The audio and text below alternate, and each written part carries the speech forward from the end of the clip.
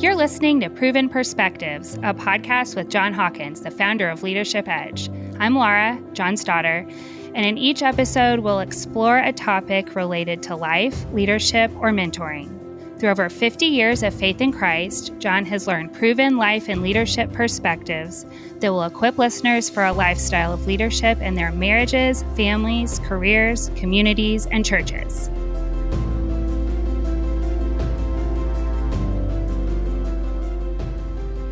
Hey, Dad. Hey, Laura, it's great to hear your voice. How are you? Great to hear yours, too. I'm doing good. How are you? Doing great. Just had lunch with dear friend John, and we were overlooking Huntington Beach as we were eating lunch, and it was great food and just a great time of brotherhood. So it's been a good day. That's awesome. Yeah, Ringer is one of the best. That's really, really fun. Well, good. And what did you get to eat? Well, we split a order of ceviche, and it was really good. And then I had a salad, and he had cioppino, which is he was in heaven, man. My salad was really good, but he was just soaking it all up. So he really enjoyed it. That sounds like a great lunch. Well, fun. And what beautiful view. Oh, gosh, it was just beautiful. That's cool. Well, Dad, I know that today's topic is near and dear to your heart. Today, we're talking about the amazing blessing of church membership. So where should we get started? Where do we start? Well, it seems like we always start best when we start with Christ. So good. Okay. We're going to look at John 17, where some people call this the high priestly prayer of Christ, but it's toward the end of the time he's with his disciples before he's going to be crucified, and they've already had the Lord's Supper. And so then he begins a prayer, and he begins first in this prayer praying for those immediate disciples who are in the room with him. And then we're going to pick up at verse 20. I'll be reading from the Message paraphrase, where he moves beyond just praying for his disciples immediately who are there and all who will come to believe. And so it says, I'm praying not only for them, but also for those who will believe in me because of them and their witness about me. The goal is for all of them to become one heart and one mind, just as you, Father, are in me and I in you, so they might be one heart and mind with us. Then the world might believe that you in fact sent me. The same glory you gave me, I gave them, so they'll be as unified and together as we are. I and them and you and me. Then they'll be mature in this oneness and give the godless world evidence that you've sent me and loved them in the same way you've loved me. I've just been struck over the years at just how cool it is that Jesus is not just praying for those with him, but he's praying for all of us who will believe following them. And he's just keeps saying over again, I want all of them who come to believe in me to be of one mind and to be of one heart and to be as unified as he is with the Father. And I think that it's interesting that, nearing the end of his time on earth and nearing the last bit of time he has with his disciples before he's to be crucified, he's praying for the church and he's praying for unity within the church. And that's just caused me to think that Christ was all about, and I need to be all about, commitment to the local church and being committed in a deep, honest, humble, strenuous kind of way that wrestles through any tough parts, but that really does come to one mind and one heart. And I would say for my own life, for the 53 years I've been a Christian, that it's been one of the most amazing blessings of my life that I've been a part of his church. So that's where we'll begin today. Awesome. Yeah, as you were talking, I was thinking kind of almost exactly what you said of just this is one of the last things that Jesus, what's the most important things to say, and just both how beautiful, this is the idea of the mark of Christ that will set you apart and will like be impactful to people is the way that you guys love each other is both really beautiful and also sober, like, so I think it'll be great Yes. to learn more from you just with your experience. And also I think you have an interesting perspective having been on staff and now being, a lay person in the church. Just to learn from what you have learned about being a helpful church member. So anyways, I am looking forward to this. So Dad, I know this episode is built around 5 words. You said amazement, sacrifice, encouragement, friend, and servant. So, and I don't know what I'm really interested to hear what you have to say about each of these. So let's start with amazement. Like, how does this describe your involvement in the church? Well, it very much describes it because though I've been a Christian a long time, I've always thought of myself as being kind of an unlikely candidate to be a Christian, and that as a Christian, I've been somewhat slow and stubborn and awkward and foolish and sinful along the way. And God has been relentless, and He keeps pursuing me and keeps calling me forward. And so when I go to our worship service on Sundays, if I'm thinking clearly, one of the things I'm thinking is, it's amazing that someone's not standing, in the parking lot. And as I walk up to the church, that they're not saying to me, John, after some of the things you've thought and said this week, after just some of, the foolish or sinful things you've done this week, I'm not sure that we really want you to be here today. But to think that every Sunday I'm welcome and the church wants me to be there and God wants me to be there, even if it's been a bad week, even if it's been a week where I don't feel like I've been a particularly stellar Christian, God just calls me in. And then, when it's time to contribute to the church, to give, our tithe or our money, I've thought sometimes it's amazing that someone doesn't say, John, with kind of your greedy, grubbing hands and how much your heart's built around stuff sometimes, I'm not really sure that we want your money, but that God takes mine and Janet's money and is able to transform it into His work and into what He's doing. So I think that both with being welcomed in every week and God and the church actually taking our money and doing something, even though maybe our hearts are not always right about things, it's just amazing to me. And it keeps me from going to church or being a part of the church as a critic or as a consumer, and just helps me to see what a privilege it is that every week I'm welcomed into the body of Christ, that I get to be there, that I'm numbered among His people. And I've thought through the years, when I die and at my funeral, one thing that I hope could be said about me is that all of the years of my adult life, I've been a faithful member of only one organization, and that is the Church of Jesus Christ. And I do hope that can be said at my passing. Yeah, so it is total amazement to me. No, that's really cool. Well, like what you just said about like, as far as like organizations or belonging, like your greatest allegiance being to the Church of Christ, like that's like of Jesus Christ, that's really beautiful. And, I don't know that I had ever thought of that before, of just that idea of like what a gift it is that it's not a club that we in some way like earn membership to, that we're welcome. Yeah, that is really powerful. But then also when you were talking about how like this kind of thankfulness and like, really humility of recognizing that it's not our worthiness, but just God's mercy and His like design for things, like that amazement pushes you away from being a consumer and or a critic. I remember that makes me think of like, this was probably 6 or 7 years ago, but 10 years ago or maybe even 11 years when we got to Seabreeze, I remember our first Sunday there and like standing and singing. And,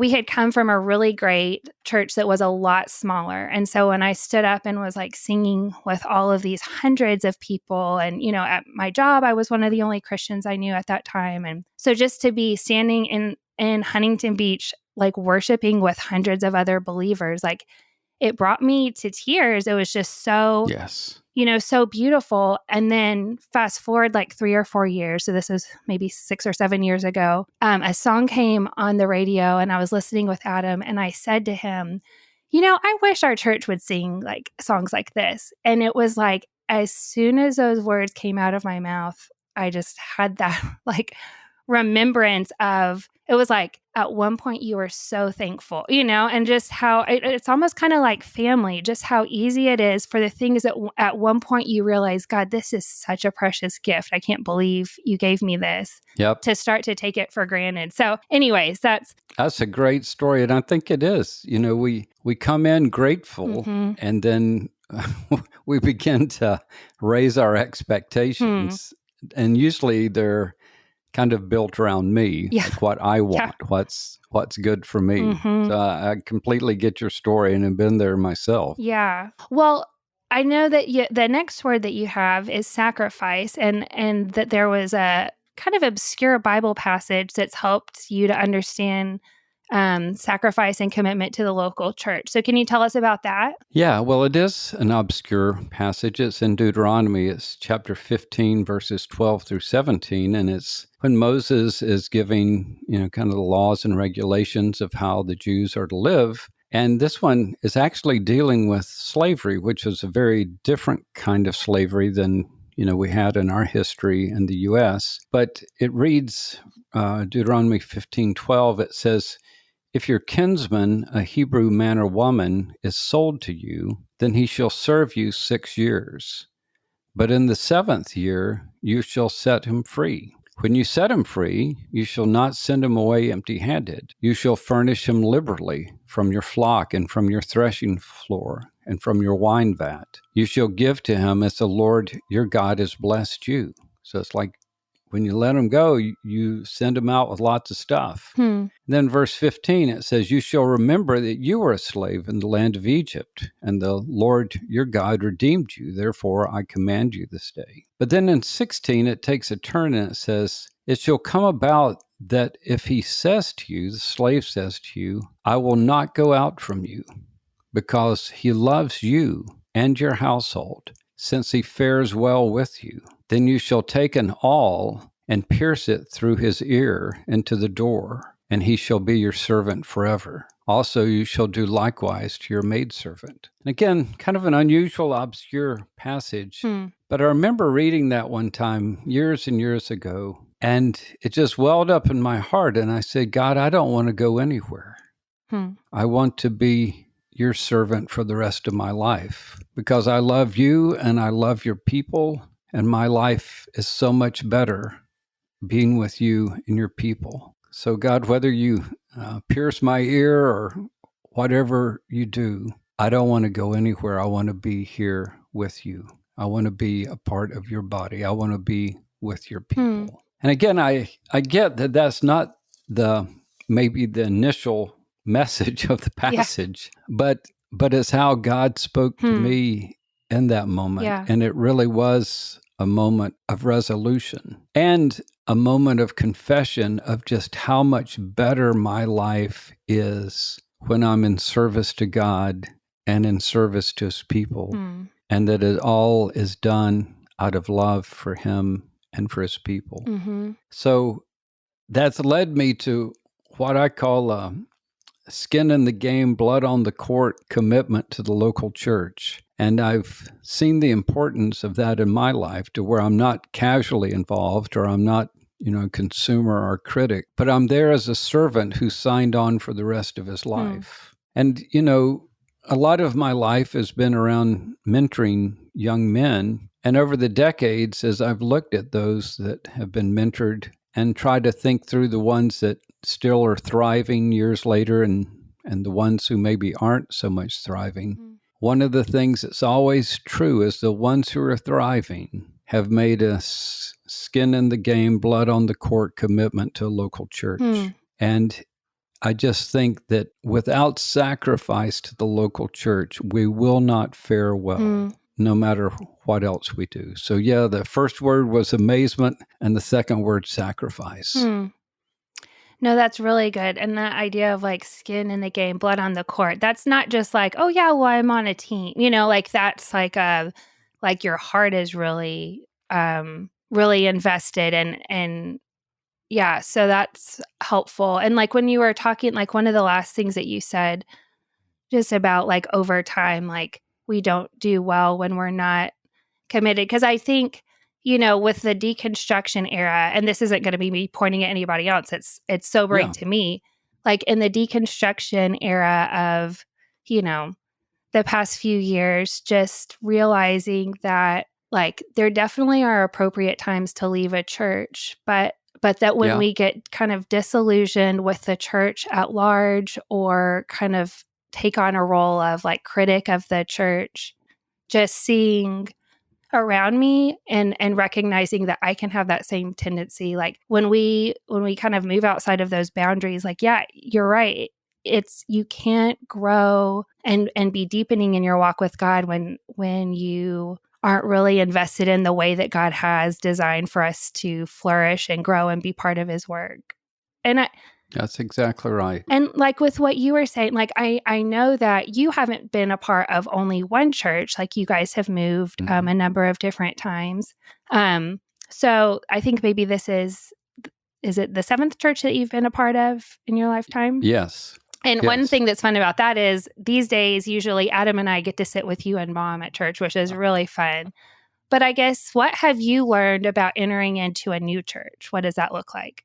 Yeah. Well, entering into a new church is it just, in some ways, it makes everything simple again. Huh.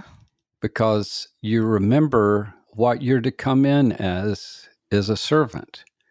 And our family has a friend named Mindy, and Mindy said one time, no matter what organization it is, whether it's your family or your church or a business or wherever, there's always room for another servant. That's good. And so I think that if you remember, okay, I'm showing up as a servant and I am to be here to serve. And if you keep that in your mind, then you just, humbly and quietly find places to serve, and you don't draw a lot of attention to yourself for doing it. And you're not, waiting around for people to tell you how amazing it is that you're serving. You're just there to serve. And usually, if you come in as a servant, then usually, as the years go on, your influence in the church grows. And eventually,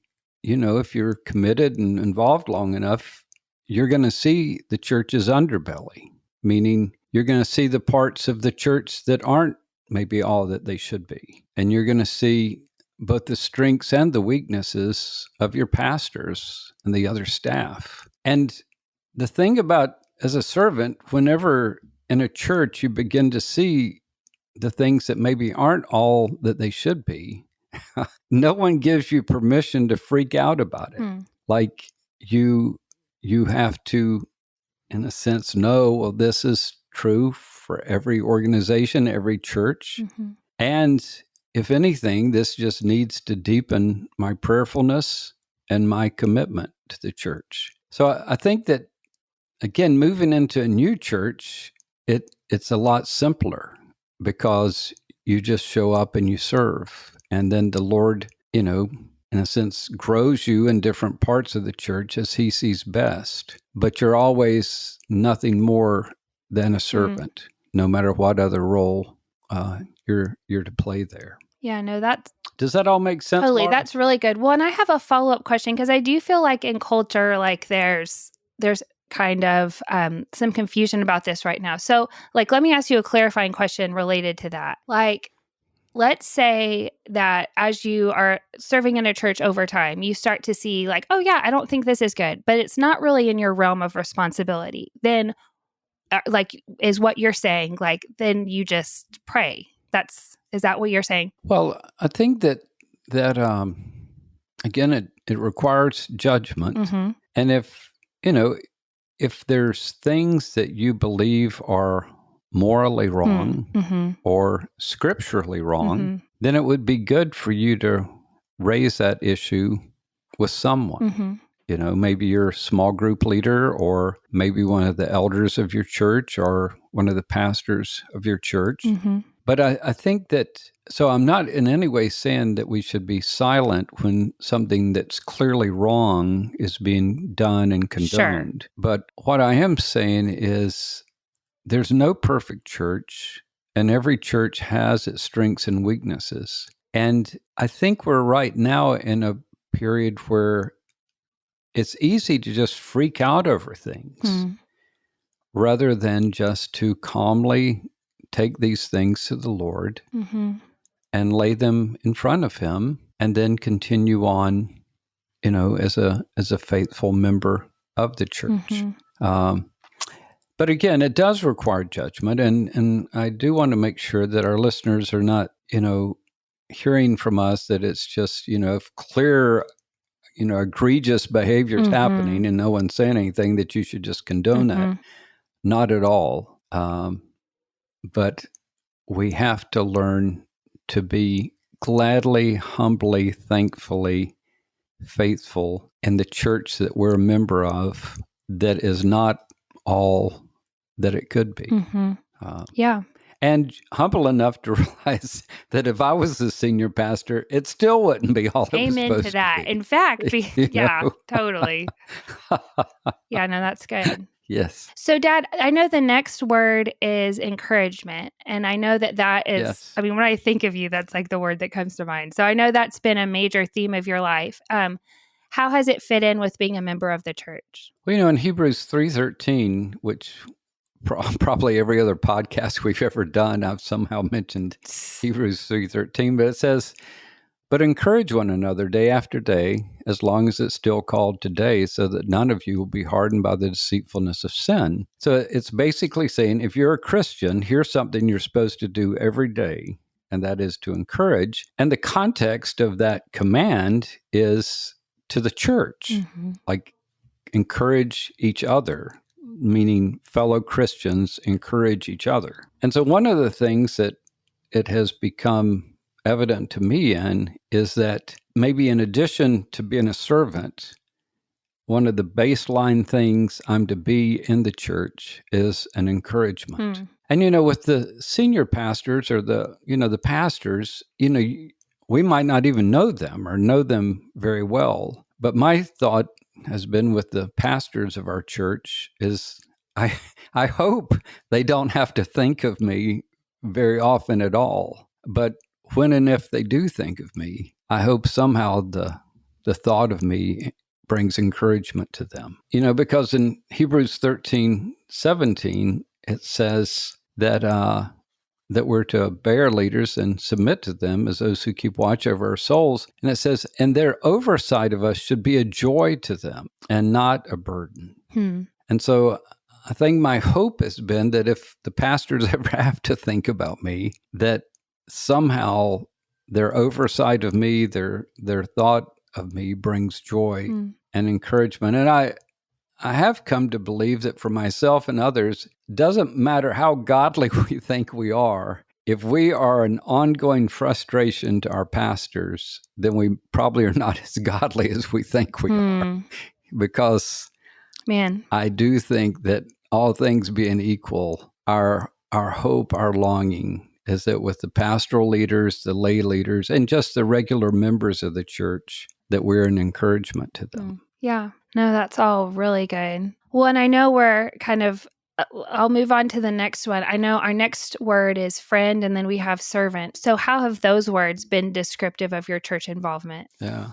Well, I'm the founder of a Christian nonprofit leadership development organization. And so technically we are a parachurch organization, meaning alongside the church or outside of the church. And in the U.S., we have tons and tons and tons of parachurch organizations. And a lot of times parachurch organizations and churches don't connect real well. And there's all kinds of reasons and sometimes issues on both sides, both the church's side and the parachurch. But a lot of times the parachurch can come off as coming to the church leaders and saying, okay, give us your best people, give us your facilities, give us your money, give us your support, and then don't expect anything from us. Huh. And I think after a while, church pastors can feel kind of burned by that, to where they're just kind of being used and not really any kind of reciprocity. And so I think as a former head of a nonprofit parachurch organization and now the founder of it, it has been my hope that we can be a friend and a servant to the church, that we're not out to get anything from them. We're not coming first with our hands out or with demands, but that we're coming to convey friendship, and we're coming to convey that we're there to serve. Like, we do leadership development training for churches, and one of the churches that we're working with right now is in a bit of a turmoil with some staffing issues. And so we were supposed to launch the second half of the training program with them, I think next week. And the senior pastor reached out and said, we're just in such swirl right now. We really need to ask you if you'd be willing to delay this for us to start in January. And Todd and I talked about it, and I wrote back and I said, what we want to be to you is a friend and a servant. And yeah, we're glad to delay this, to move it forward, and to, continue coaching with you, but do the training starting in January. And what I was encouraged about was when he wrote back, he said, yeah, I know you are a friend and a servant to us.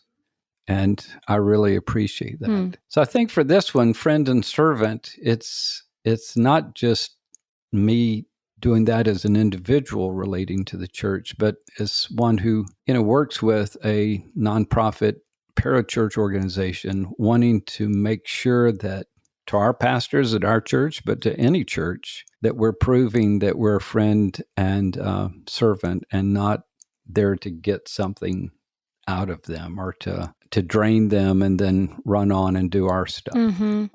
So that's become really important for me. Can I ask you a little bit about that? Yeah, okay, because I feel like, so friend and servant are the last two. And I think we've kind of you've woven servant through the other prompts. But with friend, so is that one for you in your mind specific to like it's important to you because of your role in a parachurch ministry? Or I was trying to think of if someone's not involved in a parachurch ministry, are there applications of this friend concept for them that might be distinct from the other things we've talked about? Well, it might not be relevant to all of our listeners, but to any of our listeners who are ever relating to either their church or some other church, more as an organization with which they're wanting to do business or provide services or in some way relate to, then it would be relevant there in terms of, we're here first to be a friend, we're here to be a servant, and let's see if there's some way that we can be of service to you. And if there's not, well, we're still friends. The friendship abides. Yeah.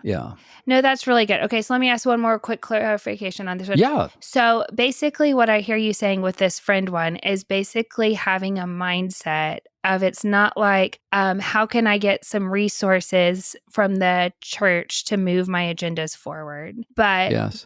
Yeah. Go ahead. But that, it might be appropriate to ask, hey, could we use this classroom for this? Or, something like that. Yeah. But that underneath it all is a sense of like friendship, wanting the best for the church, even if they don't go along with, even if they're not interested in your idea. Is that absolutely what you're saying? Yeah, to where whether we provide services or not, we're friends. And because of Christ's love for the church, if that church isn't doing well, then it concerns me, even if we're not providing any services. I just as a friend would care for a friend, you care for what's happening in that church. And if they're going through tough times, you grieve over it and you pray. And if they're going through great times, you're rejoicing. And again, regardless of of whether there's any service that's flowing between your organization and theirs, but you're proving yourself to be a friend. Yeah.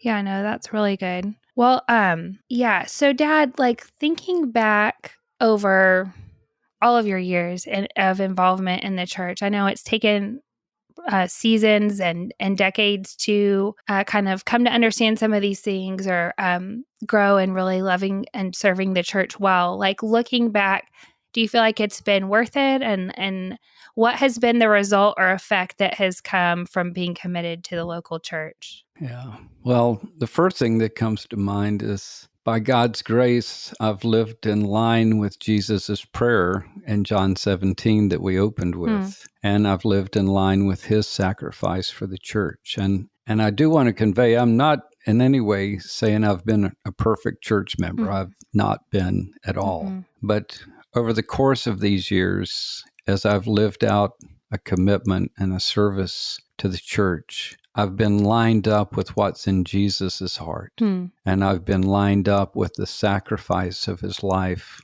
for the church.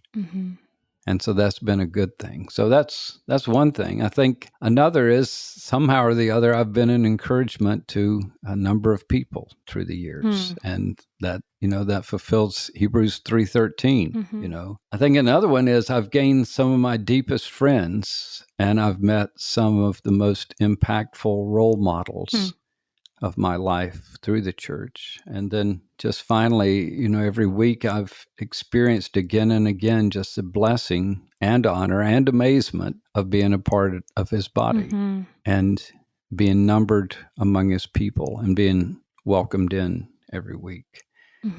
So, yeah, it's looking back on it, I don't regret any of it. And I know that it's really been a path of life to me to be committed and tied into the local church. And I'm so grateful for the pastors and the lay leaders that have led me through the years and all that they have sacrificed for me and others through the years. So very grateful. Yeah. No, that's really good.